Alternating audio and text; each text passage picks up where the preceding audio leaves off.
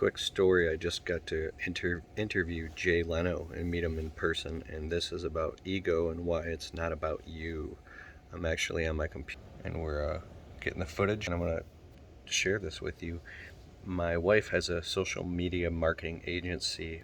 One of her clients is a non-profit organization called Vets Returning Home. And in Michigan, each year in August, we have the Woodward Dream Cruise.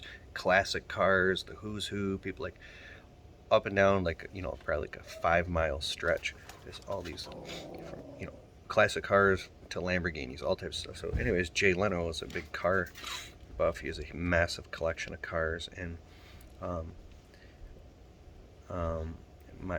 he was going to be there. And anyways, so I'm a YouTuber and a videographer, and I get the chance to do it. Now, when I went there and we were videotaping him, what's up? Hello. I so badly, I got to meet him briefly. I wanted to get a friggin' selfie with this guy because he's freaking Jay Leno, right? Hey Frank, what's up? But I did not, because that wasn't my role.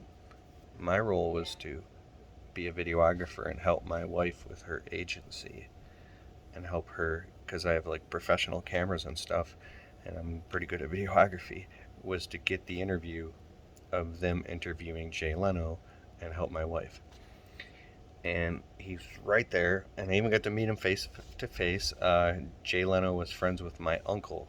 My uncle Ed in California was the head carpenter for the Lawrence Welk Show, Days of Our Lives, and a bunch of other shows. And although I didn't know my uncle very well, I get to talk to Jay for like a second and talk about my uncle, and he's like, "Oh yeah." But then there's media and news and cameras and people all around, and like everybody pulling at his attention. So it's like, I was like, man, I want to get a selfie with this guy. So here's the funny part. I got a chance again. We're behind like these ropes, and there's like media, and I had my camera. Now my wife's job was to get pictures as well, and she was just taking them with her phone, and I was getting all the video. And I walked up to Jay with my camera out, phone on, selfie mode, and as soon as I was about to say, "Hey Jay, I want to get a picture with you," I know I sound like a nerd, but you'd probably do the same thing, right? As soon as I went to do that, now I had tried several other times and it kept getting pulled. The opportunity was getting pulled, and I was getting called to do different things that I just couldn't do it. It was the wrong time. But when my time came, I just went for it, because I know that when you see people, you just got to go for things in life, or you spend your life in regret, right? I don't want anything from him or anything. It's just a cool picture, right? To brag about. The second I went up to him and it was just about to speak, my wife looks at me and goes, "Oh my God, my phone died. I need your phone now." I was like, I already got it for you, babe. It's right here on selfie mode. She goes, "Oh, perfect." She flipped it around and started taking pictures of everything that she needed and Jay with the stuff. And I just was like, not mad at all. I was like, that's a surefire sign that, and I was glad that happened, because how would that have looked if me, it's like you break your composure and you break your character to shove a cookie in your mouth when you're not supposed to.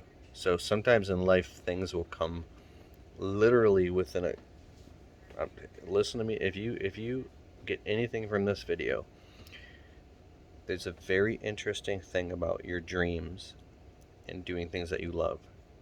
When you finally get there into living your dreams, you still have to like stop at the line and just observe it and take it in, but you can't like jump into it like jumping into like a big cake and smearing it all over yourself and going, like, I got it, yeah, like I can't, because that's when you get yourself in trouble. It's an overindulgence. There's times in my life, like with my YouTube channel, we got like 60 million views and 7 YouTube channels and like 4.5 million views a month. Like I just got off stage speaking at the huge convention in Tennessee 48 hours ago. And as soon as I'm done talking, like 60 people are standing around me, people that I care about because they watch my videos and they wanted to say hello to me. And it feels very cool to have people around you that want to tell you that, hey man, your video helped me so much in this one time. And like, dude, I was trying to get my business out of the ground and I saw you, Kelphus, bro. And you said that one thing that led the spark that made me do it, bro. Dude, can I get a selfie with you, bro? And people want to take pictures with me. I've had at one time over, I think the most was somewhere, I want to say 180 people lined up for 3 hours. It took, I'm sorry, 3.5 hours straight of nonstop taking pictures and talking to people and having people surrounding me. And then, uh, like, it's like feeling like this micro dose of like Z level, low level Z level celebrity fame, whatever the hell that means. And, as soon as you think that that's important, or you think that, you know, that it's about you, you done messed up. And you messed up. There was a time where I got so excited. We went to the GIE Expo last year, and there was like a concert afterwards downtown, and all I did was just walk into the concert, and while there was like, a few thousand, probably 4,000 people in this one area, all I did was just walk in, and people were literally going, Kelphus, Keith, Kelphus, what? And reaching through and hugging me and shaking my hands. I was like, what up, though? What up, though? What up, though? What up, though? What up? I literally felt like, oh my God, I can't believe this many people literally know who I am. And, um, and basically, that was a pretty stupid thing that I did, because I had my dogs with me and I had my wife with me, and I was so excited that I was walking in front of my wife, and was too loud for my dogs, and I just wanted to feel that feeling of feeling like I was important, or I was somebody, or I got to meet Jay Leno, or you finally get to do these things. So when the time comes when you do get successful and you finally get that Corvette that you always wanted, or you get your little 100 grand in the bank, or I think it's very important to stay humble and stay in moderation and be very thankful, and to give thanks and credit where credit's due, and don't take the cookie and just shove it in your mouth, because too much of a anything is bad. You know what I'm saying? And we live and we learn, and we're only human. But just be very careful and be humble, and always, the thing I learned in internet marketing, you have a stage. You can put three things on that stage. One, you can put yourself on the stage, and there's a spotlight. Put yourself on the stage and go, me, it's all about me, me. And when you do that, your business or your career stops at a certain point. It's a very low glass ceiling. You'll never break a six figures, 100K basically. Now the second thing you can put on that stage is your product or your service. It's not about you anymore. It's about the product or the service, and you can crack seven figures like that. Oh, but the biggest thing is people that become astronomically successful sometimes are.